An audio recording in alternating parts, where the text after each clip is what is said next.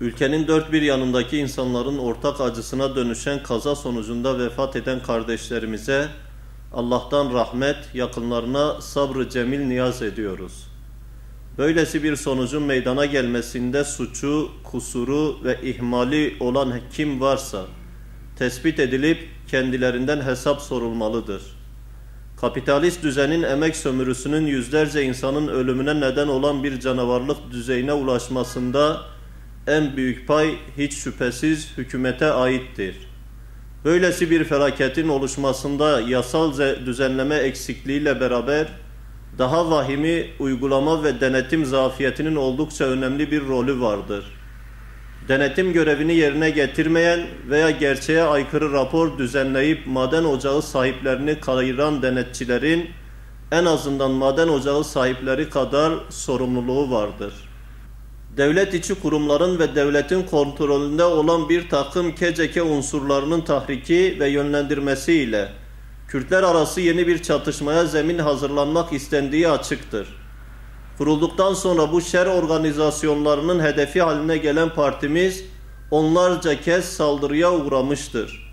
Seçimlerden önce partimizle ilişkilendirilmeye çalışılan Batman'daki cinayet komplosunun aylardır haksız yere tutuklu bulunan Şura Meclisi üyemizin çıkarıldığı ilk duruşmada tahliyesi ile boşa çıkmasının hemen ardından bu kez Lice'de yeni bir saldırı tertiplenmiştir. PKK, BDP, HDP medyası tarafından ise olayın ters yüz edilmesi bu tezgahın içinde ve başında kendilerinin olduğuna açık bir delildir.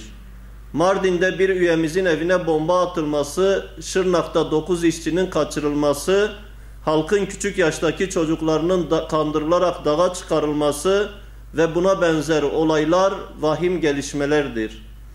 Devletle barış sürecine giren bir örgütün yine devletin kayırma ve cesaretlendirmesiyle Kürt halkına yönelik saldırılarını kabul etmek ve sineye çekmek mümkün değildir.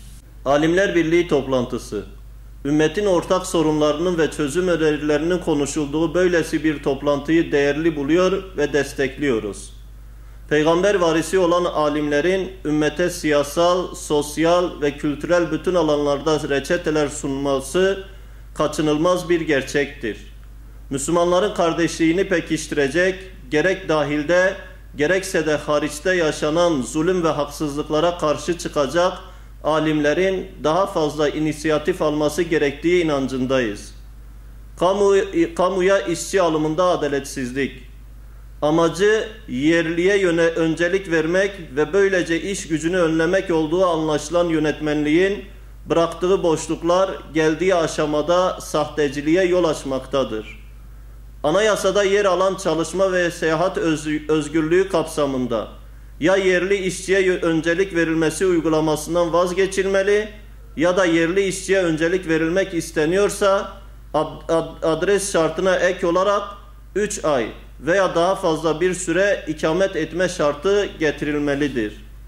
Suriye sınırı, savaştan kaçan sivillerin mülteci olarak sığınma hakkı olduğu gözetilmeden, sınır ihlalini gerekçe göstererek insanların canına kıymak, hiçbir meşruiyeti olmayan apaçık bir cinayettir. Bu cinayet işleyenlerin yanına kar kalmamalıdır.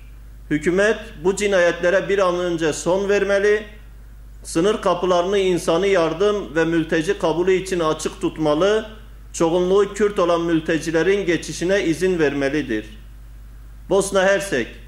Bosna Hersek'te yaşanan ve 44 kişinin öldüğü afet nedeniyle Bosnalı kardeşlerimize taziyelerimizi sunuyor, ölenlere Allah'tan rahmet ve geride kalanlara sabır temenni ediyoruz. Suudi Arabistan'daki salgın, dünyanın dört bir tarafından gelen Müslümanların akın ettiği kutsal topraklarda böylesi bir salgının önlenmemesi büyük sorunlara yol açacaktır. Türkiye'den Mekke ve Medine'ye gidecek olanların önleyici aşılarla korunması konusunda Sağlık Bakanlığı tarafından gerekli tedbirler alınmalıdır. Boko Haram'a operasyon kararı. Afrika'nın zenginliklerine göz dikmiş emperyalist Batı'nın buralara girmek için fırsatlar oluşturduğu bilinmektedir. Müslüman ülkelerin iç işlerine karışılmasını hiçbir surette tasvip etmediğimiz emperyalist Batı, halkı Müslüman ülkelerde yıllardır her gün çocuklar katledilirken sesini çıkarmamaktadır. Bununla beraber çocukların ölümüne sebebiyet veren kimyasal silahları pazarlayanların da batılı emperyalist devletler olduğu bilinmektedir.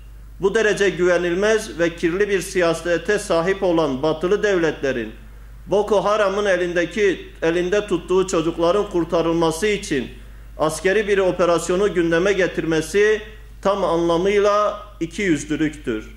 Böylesi bir operasyon çocukların ölümüne sebebiyet verecek tehlikeyi barındırdığından askeri operasyon yerine Boko Haram ile anlaşma yoluna gidilmesinin daha doğru olacağı düşüncesindeyiz. Daha önce yaptığımız açıklama doğrultusunda kız çocuklarının serbest bırakılmaları ve bunun için İslam ülkeleri ve teşkilatlarının adım atması yönündeki çağrımızı da bir kez daha yineliyoruz.